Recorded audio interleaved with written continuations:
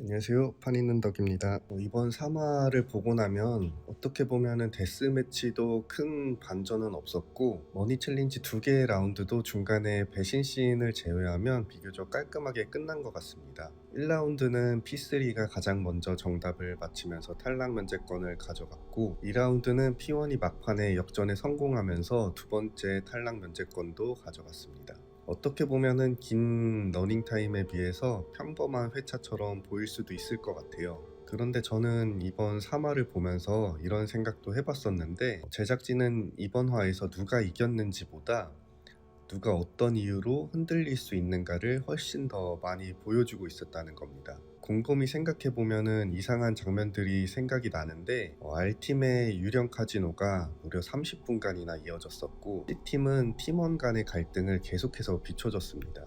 P1은 탈락 면제권을 얻었지만 제작진은 결과보다 이태균이 팀 내에서 맡은 역할이 얼마나 중요한지 계속 반복해서 보여줬고, P2는 추리보다 연합과 신뢰에 대한 그런 문제들을, 그리고 P3는 완벽한 팀플레이의 모습을 담아냈습니다. 하나하나 떼놓고 보면은 그냥 평범한 장면들처럼 보이는데, 전부 이어놓고 나서 보고 나니까 하나의 공통점이 보입니다. 제작진은 단순히 게임을 보여주고 있는 것 같지만 사실은 각 팀의 약점을 미리 보여주고 있는 걸로도 보였습니다. 다시 말해 앞으로 어떤 이유로 이 팀들이 흔들릴 수 있는지에 대한 복선을 심어두고 있었다고도 볼 수 있을 것 같습니다. 그래서 오늘은 게임 결과를 리뷰하기보다 3화 곳곳에 숨겨져 있던 제작진의 복선을 팀별로 하나씩 살펴보려고 합니다.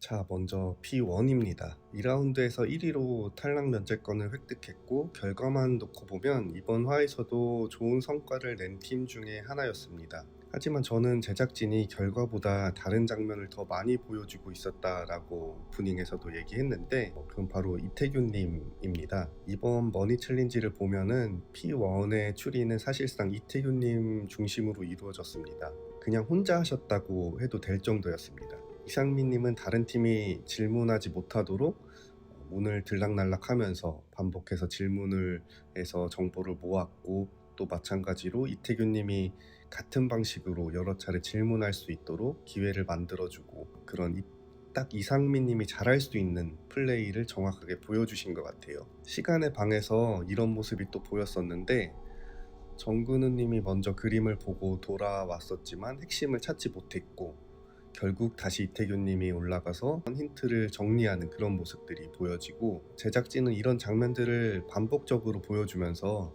자연스럽게 P1의 브레인은 이태균이라는 확신을 만들어주고 있습니다. 그리고 이 과정에서 제작진이 강점뿐 아니라 한 가지 약점도 함께 보여줬다고 생각합니다. 그 장면이 바로 김경훈님이 정보를 건네는 순간이었는데, 처음 정보를 받은 이태균님의 반응은 왜 우리 팀에게 정보를 주지? 라며 의문을 가집니다.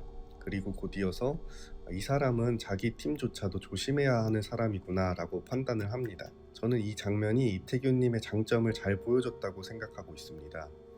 사람의 행동을 빠르게 분석하고 위험한 플레이어라는 점도 즉시 파악했습니다. 하지만 그 이후에 이태균님의 시선은 바로 다시 게임으로 돌아갑니다. 김경훈님이 왜 이런 선택을 했는지, 앞으로 무엇을 얻으려는지, 그런 부분보다는 지금 당장 게임을 푸는 데 집중하는 모습입니다. 반대로 이상민님은 시즌 초반부터 사람 사이의 관계, 그리고 그 이해관계를 읽는 플레이를 자주 보여줬습니다. 그래서 저는 이번 P1 팀의 편집 구조가 그런 부분에 의해서 재미있게 느껴졌습니다. 이태균님은 게임을 푸는 브레인이고, 이상민님은 사람과 판의 흐름을 읽는 플레이어입니다. 그 두 사람이 서로 다른 역할을 하면서 P1은 안정적인 팀 중에 하나가 됐습니다. 하지만 동시에 제작진은 이 구조가 얼마나 한 사람에게 의존하고 있는지도 계속해서 보여줍니다. 만약 이태균님이 흔들린다면 P1의 추리력도 함께 엄청나게 흔들릴 수 있습니다. 다시 말해 제작진이 이번 화에서 보여준 P1 팀의 복선은 강한 팀이 아니라 가장 뛰어난 브레인에게 많은 것이 집중된 팀이었다라고 생각합니다. 다음은 P2입니다. 사실 이번 화만 놓고 보면 P2의 분위기는 그렇게 나쁘지 않은 것처럼 보였습니다. 데스매치에서는 이진영이 살아 돌아왔고 팀 분위기도 한결 부드러워지는 것처럼 보였습니다. 현성준님은 이제 악감정은 없다라고 이야기했고, 윤빈님도 업보 청산이 됐다, AS 완료다 라고 말을 하고 있습니다. 겉으로만 보면 갈등이 봉합된 것처럼 보입니다. 그런데 제작진은 그 직후 전혀 다른 장면을 보여줍니다. 바로 P3와의 연합 이야기입니다. 윤빈님은 어제 우리를 도와주기로 하지 않았었냐 라고 이야기하고, 현성준님은 서출구가 그렇게 이야기하지 않았었냐 라고 하면서 약속을 확인하는 그런 모습들이 보입니다. 그런데 홍진호님의 기억은 조금 달랐습니다. 홍진호님은 무조건 밀어주겠다라는 뜻이 아니라 게임을 함께 하자라는 의미였다라고 말을 합니다. 여기서 중요한 건 누가 맞고 틀리냐가 아닙니다. 같은 대화를 서로 다르게 기억하고 있다는 사실입니다. 홍진호님은 이진이 형님이 같은 자리에서 다 들었으면서도 모르는 척 발뺌하는 게 무책임하다라는 표현을 하고 있어요. 그건 단순히 이진이 형님 개인만을 비판하는 것으로 끝나는 게 아니고 팀 전체에 대한 신뢰가 흔들리는 장면입니다. 서바이벌에서 연합은 계약서가 아닙니다. 대부분 말 한마디로 이루어집니다. 그렇기 때문에 같은 대화라도 각자가 받아들이는 의미가 다를 수 있습니다. 그리고 바로 그 순간부터 작은 균열이 생기기 시작합니다. 저는 제작진이 이 장면을 길게 넣은 이유도 여기에 있다고 생각합니다. P2에게는 신뢰를 어떻게 해석하느냐에 대해 흔들리기 시작한 팀이라는 겁니다. 물론 아직 연합이 깨진 것도 아니고 관계가 완전히 틀어진 것도 아닙니다. 팀 외적으로도 불안해 보였지만 팀 내에서도 미묘한 선이 존재하는 그런 아슬아슬한 팀으로 그려지고 있어 보였습니다. 다음은 P3입니다. 이번 3화에서도 P3는 왜 가장 강한 팀으로 평가받는지를 다시 한번 보여줬습니다. 1라운드에서는 서출구님이 빠르게 키워드에 대한 방향을 잡아냈고 허성범님도 함께 잘 추리를 정리해 나갔습니다. 홍진호님은 팀 전체의 의견을 조율했고 마지막에 최혜선님이 아무도 맞히지 못했던 결말을 정확하게 찾아내면서 가장 먼저 탈락 면제권을 획득합니다. 역할이 자연스럽게 분담이 된 거의 이상적인 팀플레이였습니다. 그런데 흥미로운 건 제작진이 이런 완벽한 플레이를 보여줬지만 다른 장면들도 함께 배치했다는 점입니다. 대표적인 장면이 바로 P2와의 연합 대화였습니다. 결과적으로 P3는 P2팀에게는 자신들의 정보를 주되 P2에게는 정보를 받지 않겠다라는 내용으로 협상을 했었는데요. 허성범님은 약속은 했지만 어쨌든 우리 팀의 우승이 먼저다 보니까 중요한 정보는 전달하지 않고 다른 팀들도 이미 알고 있을 것 같은 정보만 주자라는 생각으로 행동을 합니다. 물론 홍진호님은 정직하게 모든 정보를 다 전달해주긴 했었지만 그러한 모습들이 방송상에서 보여졌습니다. 결국 제작진은 P3가 이제 모든 팀과 이해관계를 조율해야 하는 위치에 올라왔다는 것을 이런 모습들을 통해서 어렴풋이 보여주고 있구나 라고 생각을 했습니다. 약한 팀은 누구도 견제하지 않습니다. 하지만 강한 팀은 다릅니다. 모두가 함께하고 싶어하고 또 동시에 가장 먼저 무너뜨리고 싶은 대상이 됩니다. 실제로 이번 화에서도 P2는 P3와의 약속을 확인하러 찾아갔고 홍진호는 최대한 관계를 유지하면서도 적정한 선을 가지고 갈 수 있는 선택을 합니다. 너네 팀이 무조건적으로 우승할 수 있게 해주는 건 안 되지만 어느 정도의 도움은 주겠다라는 식이죠. 저는 이 장면이 앞으로 P3가 계속 마주하게 될 딜레마를 미리 보여준 장면이라고 생각했습니다. 강한 팀일수록 게임만 잘해서는 살아남을 수 없습니다.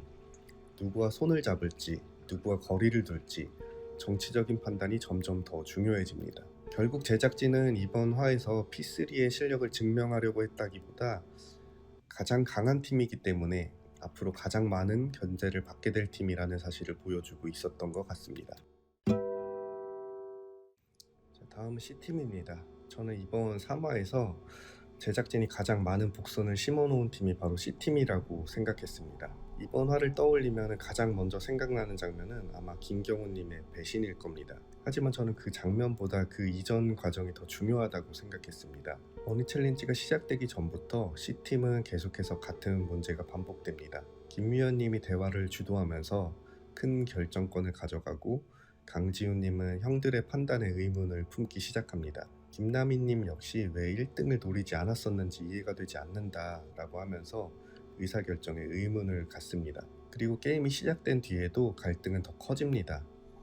김경훈님은 전혀 다른 방향으로 추리하고 김유현님은 자신의 추리를 밀어붙이고 또한 김경훈님의 의견을 무시하는 그런 모습들이 보여집니다. 서로의 의견은 점점 부딪히고 결국 김경훈님은 같은 팀이 맞나라는 감정까지 드러내게 됩니다. 그런데 흥미로운 건 제작진이 이 장면들을 굉장히 자세하게 보여주고 있다는 점입니다. 단순히 팀워크가 안 좋다는 걸 보여주기 위해서였다면 이렇게까지 많은 분량을 사용할 이유는 없었을 겁니다. 저는 제작진이 보여주고 싶었던 건 배신의 결과가 아니라 배신이 나오게 된 과정이었다고 생각합니다. 실제로 게임 중반에 강지훈님이 질문을 전담하기 시작하면서 C팀의 분위기는 눈에 띄게 좋아집니다. 질문하는 사람이 한 명으로 정리되자 팀원들의 아이디어가 하나의 방향으로 모이기 시작했고 정답도 빠르게 찾아냅니다. 즉 C팀의 문제는 추리력이 아니었습니다.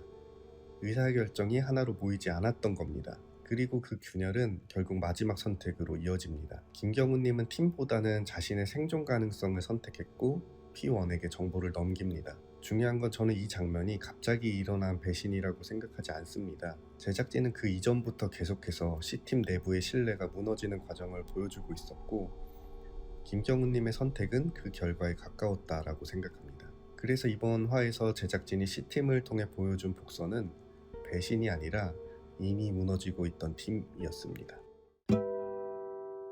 마지막은 R팀입니다.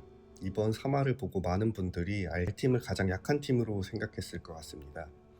저도 어쩔 수 없이 마찬가지로 그렇게 생각했었는데요. 하지만 제작진은 R팀이 약하다는 걸 보여주려고 했다기보다 시청자가 그렇게 생각하도록 만들고 있다는 느낌도 있었습니다. 가장 먼저 나온 장면은 유령 카지노였습니다.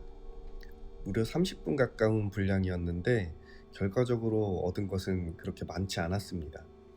오히려 성공과 실패를 반복하는 모습이 강조됐었고 각자 플레이어들 간의 성향들이 보여지는 그런 소개하는 정도의 장면이었다고 생각합니다. 그리고 데스매치 이후에도 비슷합니다.